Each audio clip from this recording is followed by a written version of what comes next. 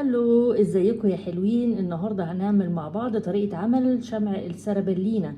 الحقيقه شمع السربلينا انا دخت عليه في مصر كلها، ما كنتش لاقياه، وفي الاخر لقيت الوصفه منتشره جدا جدا على النت، فقررت ان انا اعمله معاكم. شمع السربلينا انا محتاجاه عشان وصفات كتير جدا، وصفات مكياج، وصفات كريم، لان انتوا عارفين ان شمع النحل زي ما قلت لكم قبل كده ما بيمتصش بسهوله، وكمان بيسد المسام. وفي كمان وصفات حلوه قوي شفتها مزيل العرق بشمع السربلينا، ان شاء الله هنبقى نعملها مع بعض. تعالوا بقى نشوف مع بعض ازاي نعمل طريقه شمع السربلينا. علشان نعمل الشمع ده انا هحتاج 3 مكونات بس. محتاجه 93 جرام من البيز واكس اللي هو شمع النحل، وده طبعا الكوزماتيك جريد، شايفين بيبقى شكله كده زي حبيبات البلي، لان في نوعيه تانية بتبقى عند العطارين بتبقى بيتبشر كده وغامق كده، لا ده مش كوزماتيك جريد خالص. وهحتاج 186 جرام جليسرين، وهحتاج 21 جرام خل ابيض بتاع الطعام عادي جدا. هحط التلاتة على بعض وهاخدهم على حمام مائي. 93 جرام من شمع النحل.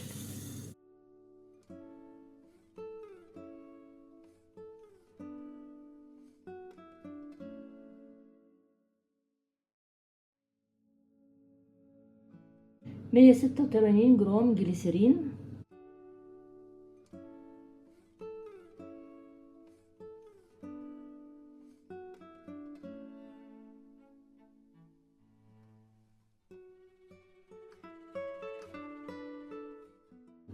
واحد وعشرين جرام خل ابيض.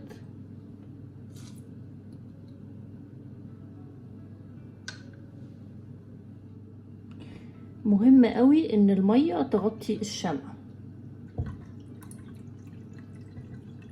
حتى ايه هطلع فوق مستوى الشمع سنة، عشان انا هسيبها مدة طويلة على النار 45 دقيقة.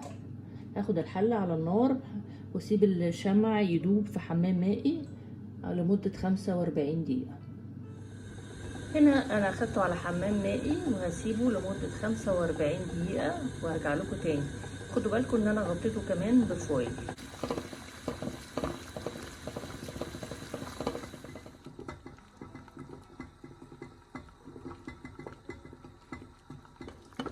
مهم جدا لما المية تقل ان انتوا تزودوا المية شوية عشان دايما تبقى مغطية الشمع. هنا انا شلته من على الحمام المائي وهسيبه لحد لما يبرد تماما واقول لكم هنعمل ايه.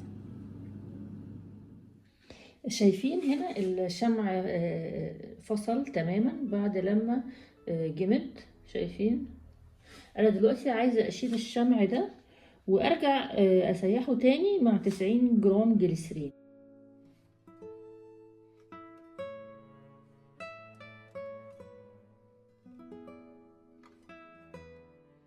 هصفي المية دي الاول عشان اعرف ان انا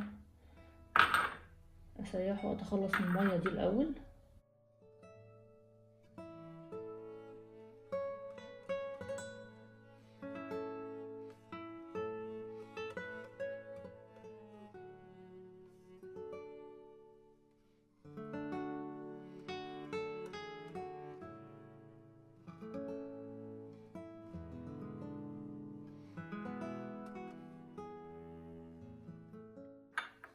هنا انا شلت المية اللي هي خل تقريبا، والشمع بتاعي بقى من غير سوائل خالص. هضيف له 90 جرام جليسرين بالظبط واخده على حمام مائي تاني.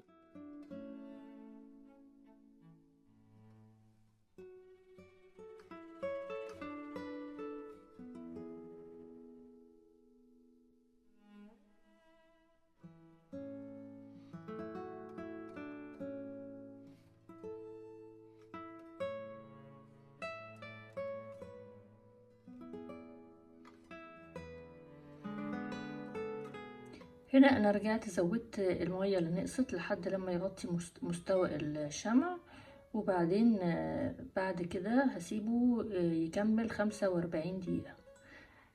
زي الفترة الأولانية بالظبط. مرة تانية هسيب الشمع لغاية لما يبرد خالص ويجمد ونشوف هنعمل ايه. هنا شايفين فصل تاني مرة تانية تماما. هستنى لغاية لما يبرد خالص وابتدي اتخلص من السائل ده، وهسيح تاني الشمع مرة تانية علشان اقدر اشيله بسهولة في قوالب.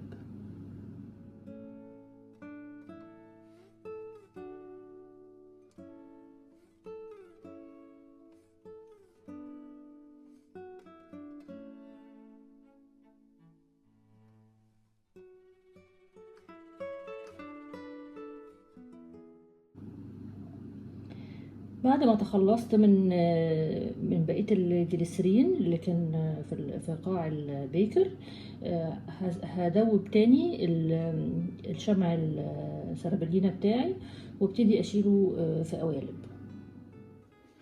شمع النحل اساسا بيكون ايه يعني حبيبات كده مدوره ماشي، فانا عايزه اعمله شمع السرابلين، عايزه اعمله رقائق كده بس ما عرفتش اتصرف ازاي. وبعدين لقيت عندي دي اللي بطلع عليها الحاجه السخنه، لقيت فيها مربعات كده زي ما انتم شايفين، فلقيت انها مناسبه قوي. مش لازم يعني تبقى مدوره، ممكن تبقى الرقائق تبقى مربعه، مش هيجرى اي حاجه يعني. فبعد لما داب تماما هبتدي انزل في المربعات دي واحطها في الفريزر شوية تجمد بسرعة وارجع اعبي تاني وهكذا.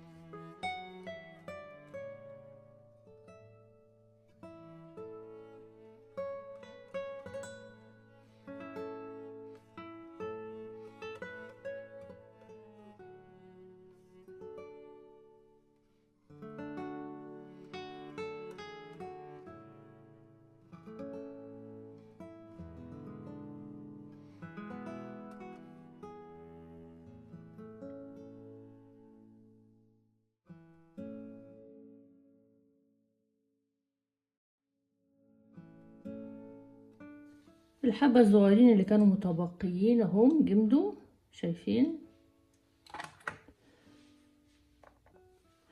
هضيفهم بقى فوق بقية الشمع بتاعي.